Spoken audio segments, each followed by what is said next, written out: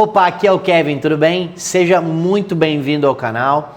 E no vídeo de hoje nós vamos tratar sobre o assunto de centelha perdida, ou seja, o sistema de ignição centelha perdida. Esse é um sistema que atualmente nos dias de hoje praticamente não é mais utilizado, ou seja, praticamente todos os carros saem com bobina COP, bobina individual.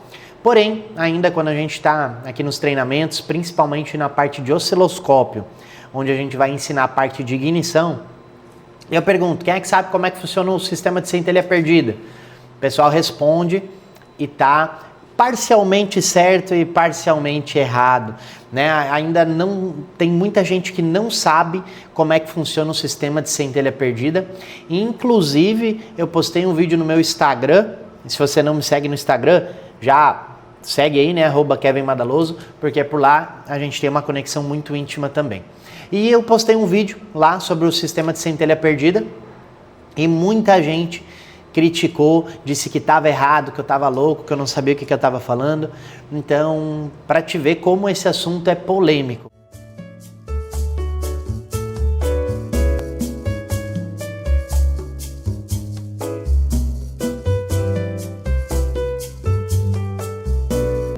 E eu preciso trazer porque, apesar de quase não existir mais nos dias de hoje, eu acredito que a gente precisa não ficar estudando que nem um dinossauro passado, Mas a gente precisa entender, pelo menos, como é que funciona a tecnologia, até porque não é tão distante assim. Ainda acontece de ter alguns carros com esse sistema que a gente trabalha. E no mais a mais, conhecimento ninguém te tira, a gente leva para sempre. Então, bora lá até o final do vídeo. Então, beleza, olha só. Quando a gente está falando de centelha perdida, é basicamente o que é? Vamos entender o conceito básico. Nós temos, por exemplo, um motor de 4 cilindros. Deixa eu botar aqui, 4 cilindros, Então, vou botar aqui, 1, 2, 3, 4. Deixa eu botar aqui 1, 2, 3, 4. E num motor de 4 cilindros, normalmente, a gente tem 2 pistões trabalhando em conjunto, Então, vou botar aqui, pistão 1 e 4,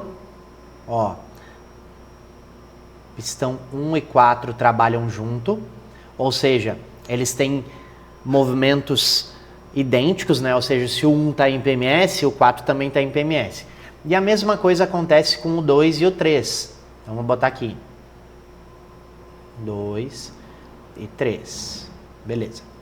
Então, partindo desse conceito, o cilindro 1 e o 4 trabalham junto, no mesmo movimento, e o 2 e 3 também trabalham no mesmo movimento. Qual é a diferença, então? Vamos lá. Quando um está subindo, por exemplo, isso daqui é muito importante, olha só. Quando um está subindo em compressão, vamos botar aqui, em compressão, ou seja, ele já admitiu e ele está comprimindo e no final da compressão ele vai tomar uma ignição, para desencadear a combustão e gerar o resultado. Quando um está subindo em compressão, o 4 também está subindo. Qual é a diferença? É que o 4 não está subindo em compressão. O 4 ele está subindo em exaustão, escape, certo? Então, vou botar aqui, escape. Mais técnico, exaustão, Mas está subindo em escape. Então, o que acontece? O 1 admitiu, comprimiu, ignição, combustão, tá? O 4, ele está em subida, só que em escapamento.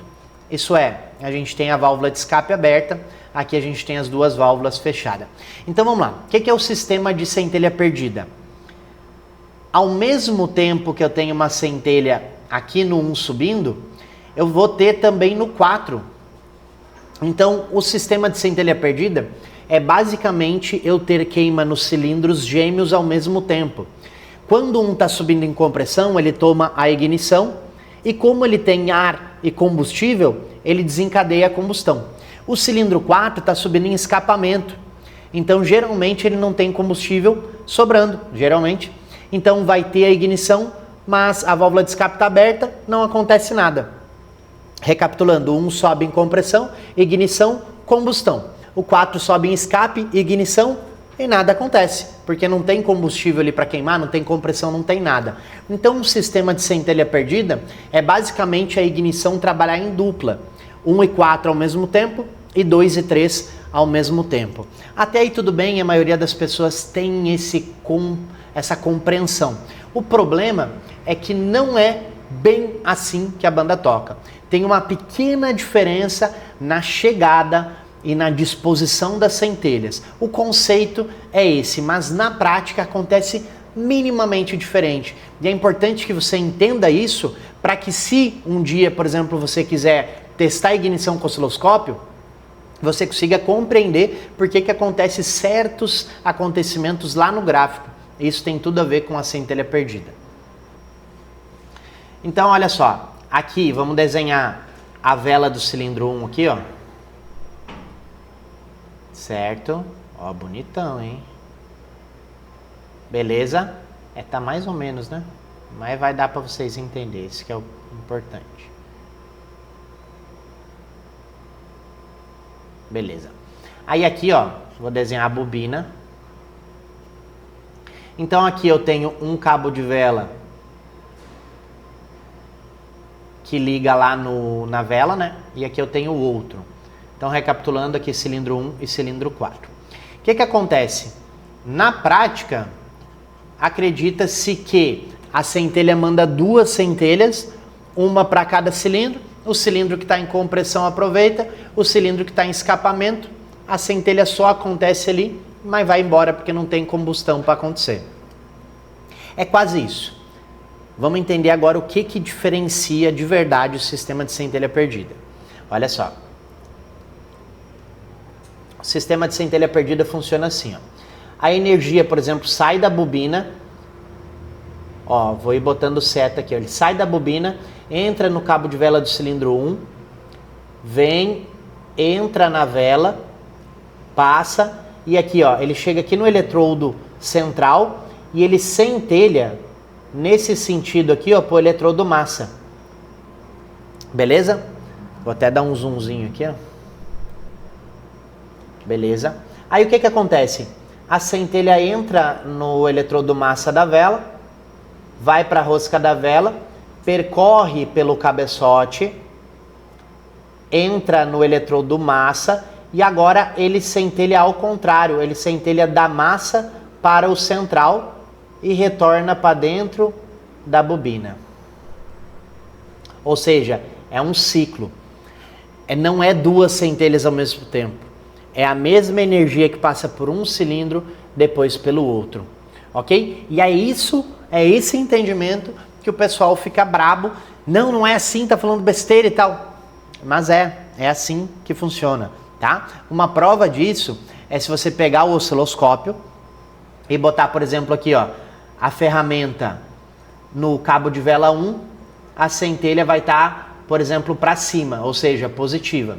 E se você botar aqui, ó, o osciloscópio no cilindro 4, a centelha vai estar para baixo, ou seja, negativa. Ah, Kevin, mas eu botei o osciloscópio e o 1 é para baixo e o 4 é para cima. Tanto faz. O que você vai ter que entender é que se o 1 estiver para cima, o 4 vai estar para baixo. Se o 4 estiver para cima, o 1 vai estar para baixo. É assim que funciona. E uma coisa mais divertida ainda. Se você pegar, até que talvez você nunca reparou, mas na próxima vez você vai reparar. Se você tirar as 4 velas de ignição de um carro que trabalha com centelha perdida, você vai ver que 2 das velas estão mais gastos o eletrodo central. E as outras 2 velas estão mais gastas o eletrodo massa. Isso por conta do ciclo, da direção que a centelha percorre. Beleza? Se você quiser, comenta aqui embaixo nesse vídeo, Kevin, mostra isso na prática pra gente. Aí eu boto um osciloscópio e ó, cilindro 1 aqui tá pra cima ou tá pra baixo, cilindro 4 tá pra cima, tá pra baixo, e te mostro na prática que é assim que funciona. Embora eu até acredite que tenha vídeos meus aqui no próprio canal já analisando ignição que dê pra você perceber isso na prática. Kevin, como é que funciona daí lá no osciloscópio? Quando você está pegando a centelha que está para cima, show de bola. Quando você pega a centelha que está para baixo, você vai lá no osciloscópio e clica no botão inverter, que ele inverte o gráfico e aí você faz o diagnóstico da mesma maneira. Só que o legal é você entender isso, porque quando chegar na hora de inverter, você sabe por que você está invertendo. Você não está clicando no botão só porque alguém falou para você clicar. Você está clicando porque você entende que uma centelha está vindo e a outra está voltando, digamos assim, né? Falando bem o português de chão de oficina, tá? Então, olha só.